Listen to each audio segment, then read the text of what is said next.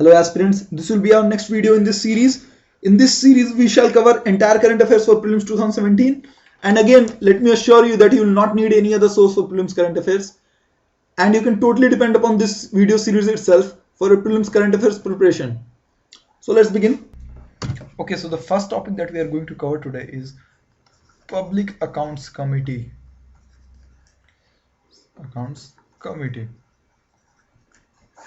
Pack. So पहली चीज हम पैक आज कवर करेंगे. तो पैक के बारे में दो तीन चीजें. Why is PAC in news? Because पहले तो PAC called RBI governor Urjit Patel को they called and after demonetisation they were asking very tough questions. बहुत सारा इनको इंटरोगेशन किया इनसे. And secondly it is threatening to call PM Modi को बुलाने की बात चल रही है यहाँ पे. ठीक, तो इस कारण काफी न्यूज में कंट्रोवर्सी के कारण. So just 2-3 things that you want to know about PAC is one, key when was PAC set up? PAC was set up in 1921 after Montagu-Chelmsford reforms. तो इन reforms के बाद it was set up in 1921 and first president इसके थे. First president was Haley. He was hailed as the first president of PAC, and first Indian president was Bhupendranath Mitra. Indian Mitra हमारे सबसे पहले first Indian president रहे. So apart from that जो static questions आ सकते हैं आपके इन सब जो आपके पॉलिटी के बुक्स में दिया रहेगा पैक के बारे में, that has to deal with mostly कि पैक के बारे में आपको पता होना चाहिए कि PAC has 15 members from Lok Sabha, 7 from Rajya Sabha, total of 22 members. इसके प्रोपोर्शनल रिप्रेजेंटेशन से ये सारे members, proportional representation by single transferable vote, इससे ये इलेक्ट होते हैं सारे के सारे members from parliament itself. Parliament के ही मेंबर्स होते हैं इसमें. ओके, एंड कन्वेंशन है. Convention it is not a rule. कोई कन्वेंशन है कि इसके जो प्रेसिडेंट है वो ऑपोजिशन से होता है. This convention has been followed from almost 1967. So and जो इसकी डेलिब्रेशंस हैं, जो भी इसकी मीटिंग में होता है, they are all confidential.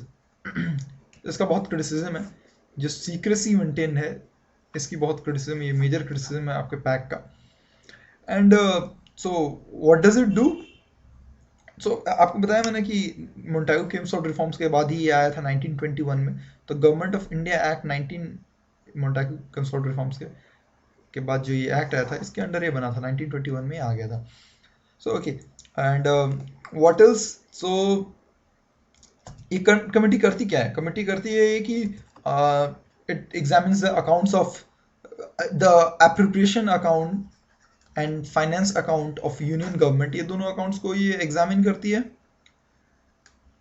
And it also examines the report of CAG. CAG का जो रिपोर्ट आता है, जो ऑडिट रिपोर्ट होगा, उसको एग्जामिन करेगी ये अगेन. तो and the third thing that it does is जो एक्सपेंडिचर हुआ उसके इकोनॉमी, विजडम, उसके पीछे जो फेथफुलनेस थी, इकोनॉमी थी, जो विजडम थी, जो एक्सपेंडिचर है, उसको भी एग्जामिन करता है कि was the expenditure wise enough. जो एक्सपेंडिचर था वाज इट वाइज इनफ, या फिर बेटर यूटिलाइज किया जा सकता था पैसे को, and all that. But to be remembered here, it is a postmortem exercise. मतलब एक्सपेंडिचर हो जाने के बाद ही एक्सरसाइज की जाती है. So it is not very effective in controlling expenditure. Okay,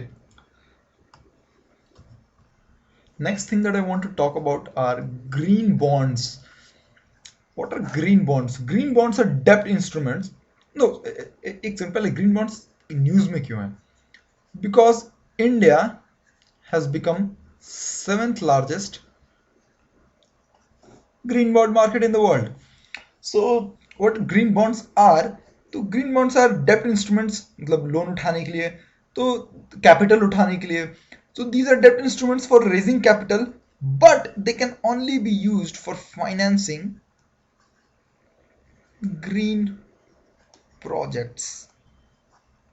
अब ये जो ग्रीन प्रोजेक्ट्स फाइनेंसिंग करके है ना, ये green projects is not well defined, so इसका मिसयूज भी हो रहा है।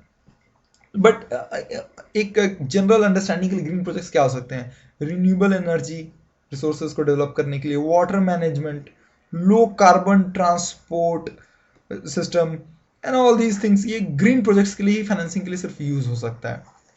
So okay, and on similar note एक ब्लू बॉन्ड्स देख लेते हैं। ब्लू बॉन्ड्स क्या होते हैं?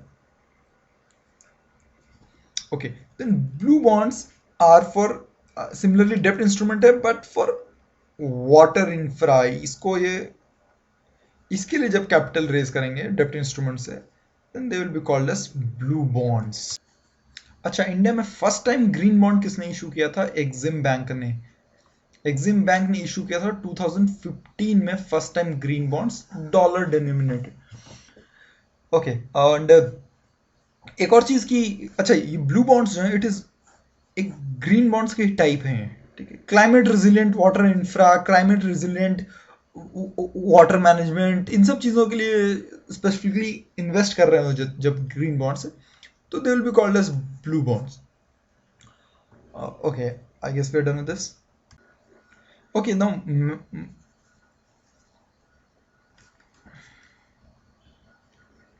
you must have heard this name, Madame Tussauds. It is to open its 23rd branch at Regal Cinema, Delhi. मतलब इंडिया में ये खुल रहा है ये। तो what is this, you know what is this? ये एक वैक्स म्यूजियम है, फेमस वैक्स म्यूजियम है लंदन का। इसके काफ़ी सारे छोटे छोटे वैक्स म्यूजियम्स हैं अराउंड द वर्ल्ड। सो इनका 23rd ब्रांच खुल रहा है फाइनली दिल्ली में, इंडिया में, और ये रीगल सिनेमा में खुलेगा। सो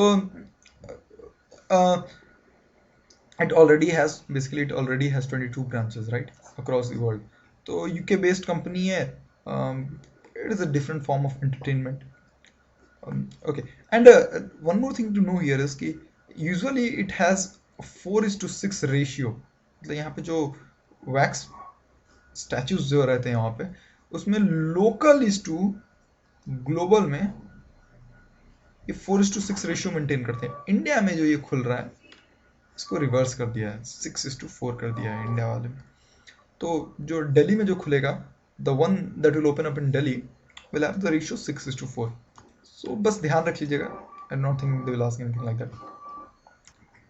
ओके, आरटीई एक्ट के बारे में थोड़ा सा देख लेते हैं। आरटीई एक्ट 2009 में पास हुआ था।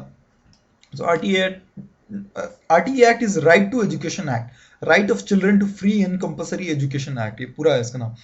So why is it in news? It is in news because NITI Aayog और पहले स्टेट से भी डिमांड आ चुकी है। नीति आयोग इज सेइंग कि जो इसका एक क्लॉज है कि no student class 8th standard तक किसी स्टूडेंट को, इसमें एक ये है कि किसी को भी you can not, they should not be held back, सबको पास करते रहना। ये comprehensive and continuous and comprehensive evaluation process, इसका सीसी का पार्ट है ये भी। तो सीसी की बाकी चीजें तो हो नहीं रही, टीचर रेशियो बहुत लो है एंड ऑल दैट, बट ये वाला पार्ट इंप्लीमेंट हो गया। तो इसके कारण क्या हो रहा है कि बहुत पुअर क्वालिटी ऑफ एजुकेशन हो गया है इंडिया में। एसर रिपोर्ट्स इसके गवाह हैं। तो प्राइमरी एजुकेशन क्वालिटी बहुत लो होती चल जा रही है। तो so this has been recommended. So RTE act is in news. So RTE act के बारे में दो चीजें जान लेते हैं। एक तो it was passed in 2009 and secondly it aims to give primary education to all children in the age group of 6 to 14 years. Compulsory and free primary education देना है। सो एंड सेकेंड थिंग तो हमने देख ही लिया। तो एक controversial clause जो है इसका कि 8th स्टैंडर्ड तक it does not, no student should be held back till class 8। Okay, next, whistle blower protection act.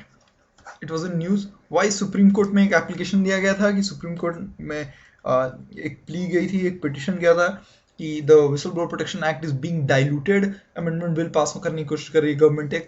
सो इसके कारण, बट द कोर्ट सेड कि पार्लियामेंट जो है ऑलरेडी इस लॉ कंसिडर कर रही है, so we do not want to encroach on legislature stuff. So whistle blower protection act के बारे में देख लेते हैं। When was it passed? It was passed in 2014, इसलिए न्यूज में, इसलिए इंपॉर्टेंट हो गया या आ सकता है exam. It was passed in 2014 and what does it do? It protects whistle blowers in only and only in non-corporate cases. सिर्फ नॉन कॉर्पोरेट केसेस में ये एप्लीकेबल है. तो okay. And what does it do कि complaints किसके पास जाएंगी? CVC के पास. CVC would receive complaints and it will review the public disclosure request या जो भी हैं. CVC will do this and it will ensure that complainants are protected. CVC की ये सारी रिस्पॉन्सिबिलिटीज हैं, प्रोटेक्शन देना, उनको कंप्लेंट्स रिसीव करना और पब्लिक डिस्क्लोजर रिक्वेस्ट को भी से भी डील करना. And it has penal provisions हैं इसमें कुछ कि 2 साल तक का 2 years imprisonment, 30,000 fine, and these penal provisions are if one makes false complaints. एक deterrent की तरह काम कर रहा है ये. Anyway, so अब एक amendment bill pending है अभी, इसको अमेंड करना चाह रही है गवर्नमेंट. इसके अगेंस्ट पिटीशन हो गया था सुप्रीम कोर्ट में कि डाइल्यूट कर रहा है फर्दर डब्ल्यूपीए को.